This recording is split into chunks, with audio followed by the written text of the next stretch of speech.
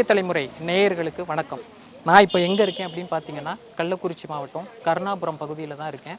தமிழ்நாட்டையே உலுக்கிய ஒரு துரதிர்ஷ்டவசமான ஒரு சம்பவம் நடைபெற்ற இடத்துல தான் இருக்கேன். கிட்டத்தட்ட கருணாபுரம் பகுதியில் விஷச்சாராயம் அருந்தி 45க்கும் அதிகமானோர் உயிரிழந்திருக்கிறாங்க.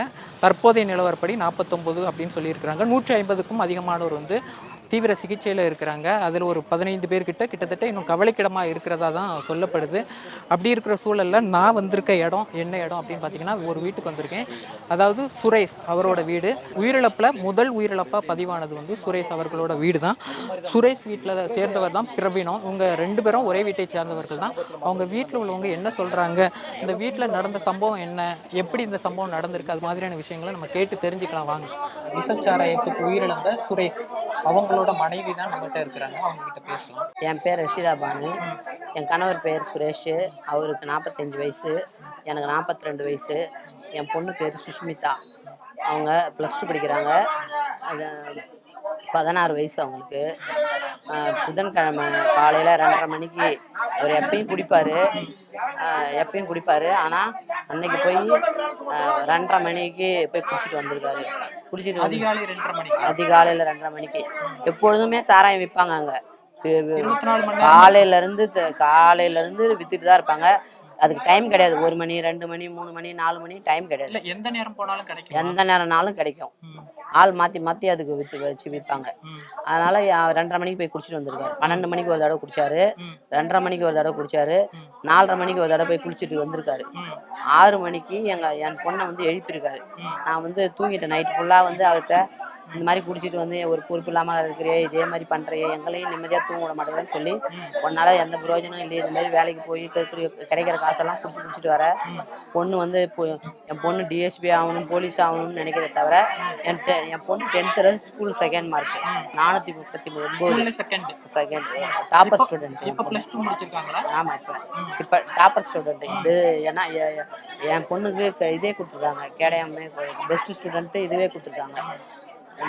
நல்லா படிக்கும். ஆனால் என் புருஷனை குடிச்சிட்டு திட்டுறதுனாலே, அந்த இதை குடிச்சிட்டு வர்றதுனாலே நல்லா குடிக்காதப்ப நல்லா பேசும், குடிச்ச பிறகு எங்களை அசிங்கமாக திட்டும். அப்போ அந்த இதனால காலையில் அவளும் அப்பா காலையில் 6 மணிக்கு எழுப்பியிருக்கு. அம்மா அப்பா கால் வலிக்குதுன்னு சொல்லலாம். நான் சொல்கிறேன், அது குடிச்சு நைட்டெல்லாம் சண்டை அடிக்கும், இப்போ கால் வலி நம்ம போய் கால் அமுக்கணுமான்னு. இல்லைம்மா கால் வரலன்னு சொல்கிறேம்மா. அவன் என் பொண்ணு கால் மேலே ஏறி நின்று காலை அமுக்கி விட்றா. மறுத்து போன மாதிரி கால் வரலம்மா என் காலில் நில்லுமான்னு சொன்னோடனே காலை போய் ஏறினோடனே கொஞ்ச நேரம் கழிச்சு என் கை வரலன்னு எண்ணி பிடிக்க சொன்னிச்சு. என் கையை பிடிச்சிட்டு விடவே இல்லை. என்னதாச்சுன்னு என்னை ஆஸ்பத்திரிக்கு கொண்டு போங்க, எனக்கு சொல்ல தெரியல, என்ன பண்ணுதுன்னே சொல்ல தெரியல, ஐயோ வயிறு வலிக்குது, என்னதா உனக்கு என்ன வயிறு பிறக்குதுன்னு சொன்னேன். இல்லை போதை என்ன கலையிலன்னு எலுமிச்சை பழம் போட்டு உப்பு போட்டு கொடுத்தோம். அடுத்தது உடனே கட்டி காஃபி வச்சு கொடுத்தோம். அந்த குடிக்க முடியல, தண்ணியா ஒழுகுது. இது எத்தனை மணி இருக்கும் காலையில? எல்லாம் 6:30 மணிக்குள்ளே நடக்குது. அப்புறம் உடனே நெஞ்சு வலிக்குது, கண்ணு தெரியலன்னு சொன்னிச்சுதான். நாங்க கூப்பிடுறோம், காதுல விட காது கேட்க முடியுது. நீங்க கூப்பிட்டா கேட்க மாட்டேங்குது. எல்லாம் ஒரு 7 மணிக்குள்ளே எல்லாமே அப்பயே நடந்துட்டு இருக்கு. ஒரு 6 to 7 செகண்ட்லயே எல்லாமே 12 மணிக்கு தலைவலிக்குதுன்னு சொன்னிச்சு. 12 மணிக்கு தலைவலிக்குதுன்னு சொன்னிச்சு. வயிறு எப்ப பெறட்டுச்சுன்னு தெரியல. ஆனா என்னகிட்ட வயிறு வலிக்குது, நெஞ்சு வலிக்குது.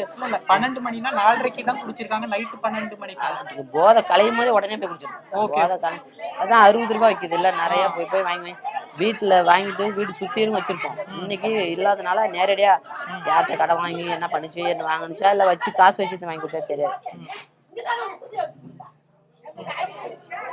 அப்புறம் இது மாதிரி வாங்கி குடிச்சிட்டு இருந்தது.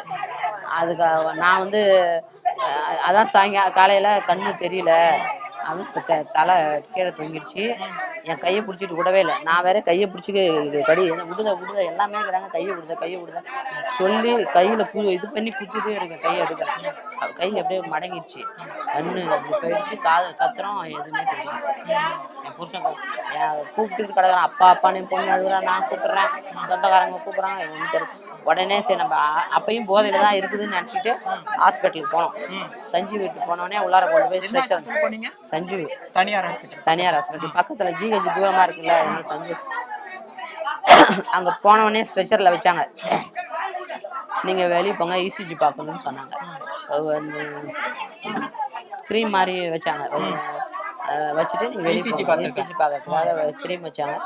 ஜெல்லு தானே அது வச்சாங்க. வச்சு பிறகு நான் எனக்கு வந்து தலை இப்படி பண்ணனே இந்த மாதிரி இது பண்ணுறேன்னு சொல்லிட்டு வந்து வெளியே உட்காந்து அழுகுறேன். என்னால் பார்க்க முடியல. என் தம்பி என் சித்தி சித்தப்பா தம்பி ஒய்ஃபாக இருந்தாங்க. உடனே ஒரு 10 நிமிஷம் கடைசி உடையாந்து சொல்கிறான், அம்மா நீ உன் வாழ்க்கையே போயிடுச்சுமா, உன்னை எப்படி வளர்த்தம்மா அப்படின்னு சொல்லி நான் வேணான்னு சொன்னம்மா, நீ கல்யாணம் பண்ணிக்கிட்டமா, இப்படி உன் வாழ்க்கை இப்படி ஆயிடுச்சுமா சொல்லி எங்கள் சொந்தக்காரங்க அவங்களோட அப்படியா புருஷன் உன்னை கை விட்டுட்டு போயிட்டாமான்னு சொல்லி அழுகுனாங்க. அழுகுன பிறகுதான் என் வீட்டுக்காரர் இறந்துட்டாருன்னு சொன்னாங்க. அதுக்கப்புறம் நாங்கள் இங்கே தூக்கிட்டு வந்தோம். இதை வந்து 7:30 போலயே இறந்துருப்பாங்க. 7:30 ஹாஸ்பிட்டல் அட்மிட் பண்ணோன்னா அவங்க எடுக்க மாட்டேன் அப்படிலாம் எதுவும் சொல்ல, உடனே செஞ்சாங்க. உடனே நீங்கெல்லாம் வெளியில இருங்க நான் பாத்துக்கிறேன்னு சொன்னாங்க. அது வந்து ஜிஹெச்ல தான் சொல்லியிருக்காங்க. உங்க வீட்டுல வச்சிருக்க முடியல இங்க வந்து பண்றீங்களான்னு சொன்னாங்க. அப்ப அங்கெல்லாம் ஒண்ணும் சொல்ல. 7:30 மணிக்கே டெத் அப்படின்னு ஆயிட்டாரு. நாங்க உடனே இங்க தூக்கிட்டு வந்தோம். டெத்துக்கான காரணம் அப்படி ஏதாவது சொன்னாங்க? எதுவுமே சொல்லல. எங்களுக்கும் தெரியவே இல்லை. அவர் சாராயம் குடிச்சுதான் இறந்துருக்காருன்னு தெரியல.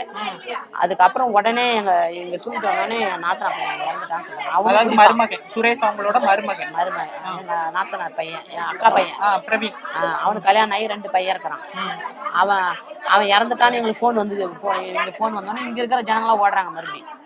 இது 7:30க்கு இறக்குறாங்க. அவரு எத்தனை மணிக்கு இறங்குறாங்க? 9 மணிக்குள்ள இறங்குறாங்க. ஓகே.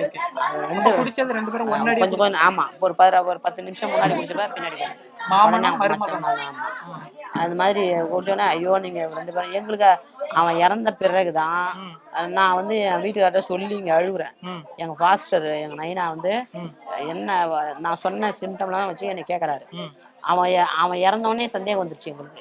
2 பேரும் அடுத்து எப்படி 2 பேரும் சாவாங்க அப்படின்னு சொல்லிட்டு அவன் இந்த மாதிரி சொன்ன உடனே அவங்க நான் சொன்னேன், வயிறு வலிக்குதுன்னு சொன்னியே, எப்பயும் அது மாதிரி சொல்ல மாட்டியே, நெஞ்சு வலிக்குதுன்னு சொன்னியே, கண்ணு தெரியலன்னு சொன்னியே, காது கேட்கலன்னு சொன்னியே சொல்லி நாங்கள் இது பண்ணும்போது அப்போ என் பாஸ்டர் கேட்டார், என்னம்மா சொல்லுமா சொல்லு அப்படின்னு சொல்லி திருப்ப என்னை கேட்டார். இது மாதிரி எப்பயும் சொன்ன வயிறு பரட்டுதுன்னு சொன்னேன்னா அப்புறம் தான் எங்கள் சித்திங்கெல்லாம் யோசிச்சு. பிரவீனுக்கும் அதே மாதிரி இருந்தது. அதே இதெல்லாம் அவனுக்கும் இருந்திருக்கு. அதை அவங்களும் வந்து சொன்னோன்னே அப்போ இதெல்லாம் சந்தேகம் இருக்குன்னு சொல்லி எங்கள் பாஸ்டர் கேட்டார். அப்புறம் கேஸ் கொடுக்குறியம்மா, நம்ம போய் கேட்போம், நம்ம இறந்துட்டான், இனிமேல் நம்ம வரப்போ இதை வந்து நம்மள நான் அப்போ கேஸ் கொடுக்கணும் நைனா கொடுக்கலாங்க நைனா. எங்கள் பாஸ்டர் அவரு சொல்றாரு, எங்க நைனா வந்து இந்த மாதிரி சொன்னாரு, கேஸ் கொடுக்கலாமான்னு கேட்டாரு. இந்த மாதிரி கேஸ் கொடுக்கலாங்க நைனான்னு சொன்னேன்.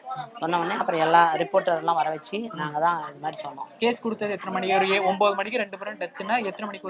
ஒரு 10 மணி 11 மணி கூட இருக்கும். 10:30 மணிக்கு கூட இருக்கும். எல்லா சேனல்காரங்களும் வந்தாங்க. அப்புறம் வரும்போது நாங்கள் சொன்னது வேற மாதிரி இருந்துச்சு, அங்கே வேற மாதிரி இருந்துச்சு. அப்புறம் உடனே கலெக்டர் வந்து இது மாதிரி இல்லை, அவர் வயசானவர் ஒருத்தர், இன்னொருத்தர் பிரவீன் இறந்தோடனே இன்னொருத்தர் அவர் வந்து ஜெகதீஷன் ஒருத்தர். பக்கத்து தெருவா? ஆமா, என் தெருவுக்கு பக்கத்து தெரு. நான் அங்க இருக்கிறேன், மாநகர் நான் அங்க இருக்கிறேன். அங்க பக்கத்துலயே ஒருத்தவங்க இறந்துட்டாங்கன்னு அவங்க உடனே அங்க சொன்னாங்க. உடனே எல்லாத்துக்கும் சந்தேகம் வந்துச்சு. ஜனங்க ஃபுல்லா எல்லா ஜனங்களும் சந்தேகப்பட ஆரம்பிச்சிட்டாங்க. அப்போ இது மாதிரி கேட்குறாங்க, அந்த மாதிரி என்ன நடந்ததுமான்னு சொல்லி என்னை கூப்பிட்டு கேட்டாங்க. அப்போதான் சொன்னேன், என் வீட்டுக்கார சாவில் எனக்கு சந்தேகம் இருக்கு, என் நிலைமை யாருக்குமே வரக்கூடாது அப்படின்னு சொல்லி சொன்ன பிறகு அங்கே இவங்க ஒரு 12 மணிக்கெல்லாம் போலீஸ் வந்துட்டாங்க. போலீஸ் வந்து கேட்டார், எங்கள் பாஸ்டர் எங்கள் நைனா கேட்குறாரு, இது மாதிரி அம்மா இது பண்ணலாமா, போஸ்ட்மார்ட்டம் பண்ணலாமா. அவரே போன பிறகு என்னங்க எனக்கு இதில் என்னான்னு தெரியணும் அப்படின்னு சொல்லி சொன்னாங்க. சொன்னோடனே தூக்கிட்டு போனாங்க. எங்களை கேட்கவே கொண்டு போய் போஸ்ட்மார்ட்டம் பண்ணிட்டாங்க. நாங்கள் சொன்னதுக்கு அப்புறம் தான் அவங்க வந்து இதெல்லாம் எடுத்துட்டு போனாங்க. அவங்களே வந்து எதுவுமே கேட்டு 3 பேர் சாகும் போது அந்த சாகுக்கு என்ன காரணத்தால இறந்தாங்கன்னு சொல்ல தெரியாது. தனியார் மருத்துவமனையிலே சொல்ல எங்கேயும் சொல்லவே இல்லை. நீங்களே தான் டவுட் எடுத்திருக்கீங்க. நாங்க டவுட் பண்ணி இதெல்லாத்தையும் சொல்லி செஞ்ச பிறகுதான் இதெல்லாமே நடந்தது.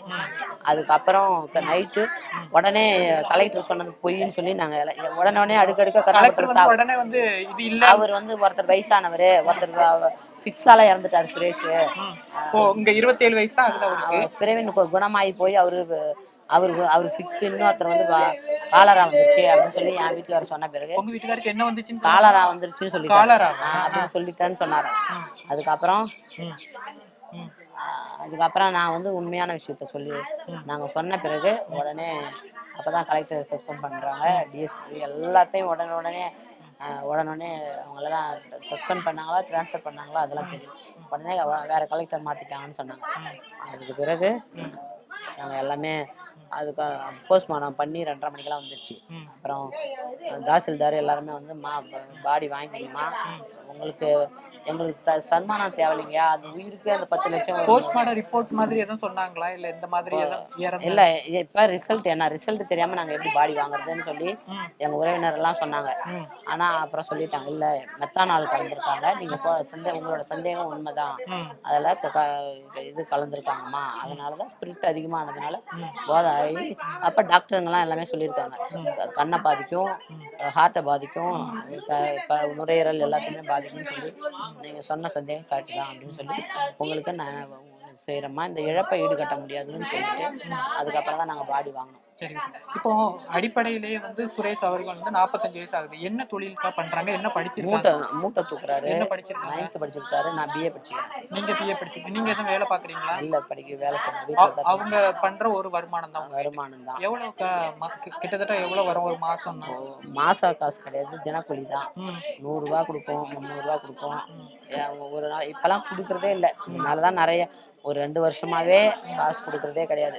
நான் அந்த ஜனங்களுக்கு லோன் வாங்கி தரேன், இந்த எக்விடாஸ் இதெல்லாம், அதுல ஏதாவது வருமானம் கிடைக்கும், அதை வச்சு வீட்டுக்கு. 200 ரூபா 300 ரூபாங்கிற அப்படிங்கறதுனால வந்து அந்த உடல் வலிக்காக இல்ல குடிக்கிறதுனா தொடர்ச்சியாவே இவங்க கொஞ்சம் குடிப்பாங்களா?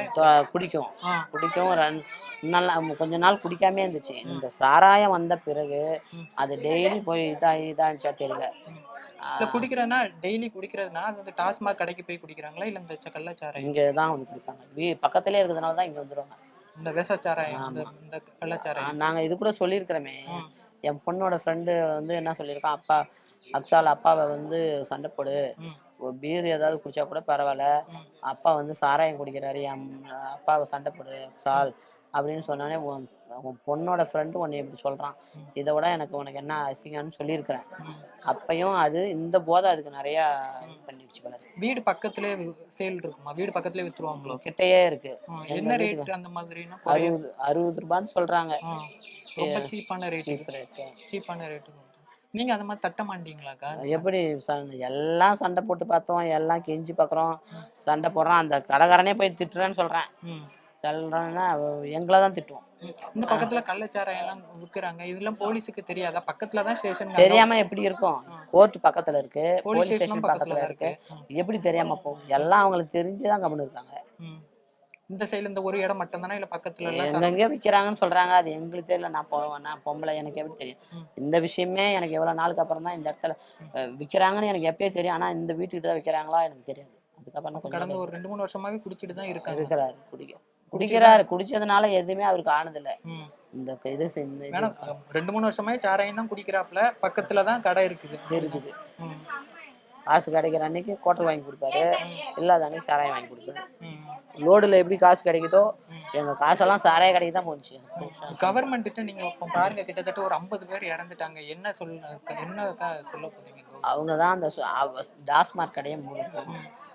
சாராய கடை, இப்ப சாராய கடை முட்டை டாஸ்மார்க்கால கவர்மெண்ட்டுக்கு வருமானம் வருதுன்னு சொல்றாங்க. அந்த வருமானம் ஒவ்வொரு உயிர் பலி தானே.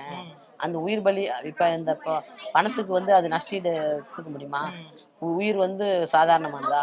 அதனால நான் என்ன சொல்றேன், டாஸ்மாரையும் இழுத்து போடணும். இப்ப இது இல்லைன்னா அதை தான் குடிப்பானுவ. அப்புறம் அவன் என்ன இருக்கிற குடும்பம் எல்லாம் பாதிக்கும் தானே. இது ஒரு சங்கடமான இதுதான். நான் கேட்குறேன், இவங்கதான் 2 பேர் இறந்தாங்க. முதல்ல இந்த வீட்டுக்கு வந்த இடத்துலதான் வந்து நிறைய பேர் வந்து குடிச்சிட்டாங்கன்னு நிறைய இடங்கள்ல செய்தி அப்படி பரவுது. ஆனா நீங்க அதை கொஞ்சம் தெளிவுபடுத்துறீங்கக்கா. என்னதான் அப்படி என்ன இங்க வர்றவங்க என்ன குடிச்சாங்களா, என்ன வர்றவங்க டெத் வீட்டுக்கு வந்தவங்க எல்லாம் குடிச்சாங்க? அது வந்து வதந்தி. அந்த பேச்சை வந்து நான் மறுக்கிறேன். ஏன்னா கேட்டா, எந்த முட்டாளாவது அந்த மாதிரி வேலை செய்வாங்களா? டெத் வீட்டுக்கு வந்து அங்க சாராயம் வாங்கி குடிச்சான்னு சொல்லி. ஏன்னா அவங்க வாங்கி வச்சிருந்தாங்களா, இப்ப வாங்கி இங்க நாங்க சோகத்துல இருக்கும்போது நாங்க டெத் வீட்டுக்கிட்ட வந்து எப்படி சாராயம் வித்துருப்பாங்க? நாங்க விற்க விட்டுருப்போமா? இவ்வளவு தூரம் நாங்க அவங்களையும் சொல்றோம். நீங்களே 9 மணில இருந்தே சந்தேகப்பட்டுட்டீங்க. வடகம். பின்ன எப்படி? அது அந்த வார்த்தை பத்தி எனக்கு என்னன்னே தெரியாது. அது என்ன பொய், இது பொய்யான தகவல். அது வந்து இந்த வீட்ல போய் டெத் வீட்ல வந்து இது மாதிரி செய்யறாங்கன்னா யார் வந்து அது வந்து நடக்கல. எனக்கு இது அதுக்கு பிறகு அவங்க எங்க வச்சு வித்தாங்க? ஏன்னா அது தெரிஞ்சிட்ட பிறகு எல்லாமே ஸ்டாப் பண்ணிட்டாங்க. எங்களுக்கு தெரிஞ்சு என்ன நடந்ததோ அவங்கள அரெஸ்ட் பண்ணியிருக்காங்க. உடனே அரசாங்க அதிர்ஷ்டத்துல அது நடவடிக்கை எடுத்திருக்காங்க. என்னைக்காவது இந்த சைடுல கள்ளச்சார வியாபாரிகளை அரெஸ்ட் பண்ணி நீங்க பாத்திருக்கீங்களா, இல்ல கேட்டிருக்கீங்களா யாராவது சொல்லி? அதெல்லாம் செய்யல. இப்பதான் அது உடனடியா நடந்திருக்கு.